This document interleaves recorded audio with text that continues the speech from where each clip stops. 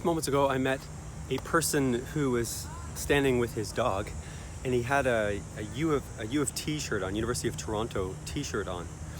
And what came to my mind immediately was U of T. Interesting, I'm about to take a course there. I would ask him a question. So I asked the guy, I said, hey, I'm considering taking a course at U of T. Is it a good school? Do you think I should take the course? Without knowing anything about what kind of a course it is. And he kind of smiled and said, yeah, it's a good school. Take the course. And I said, thanks, I appreciate that. I will. Of course, I've actually already decided that I am going to take the course, but that was my excuse to say hello to this person.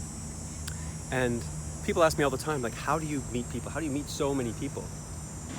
And one of the ways to do that is just to take advantage of your own natural curiosity. So I saw this person's shirt. Immediately I thought to myself, oh, I wonder if I could ask him about that university because of the connection of, what I have coming up. And then I just vocalized that. I just spoke that out loud. And so I think there are many more opportunities than people think there are to meet new people, but we get stuck in the habit or the pattern of believing that we would be interrupting them or inconveniencing them by interrupting their pattern and asking a question or starting an interaction. But the opposite is true.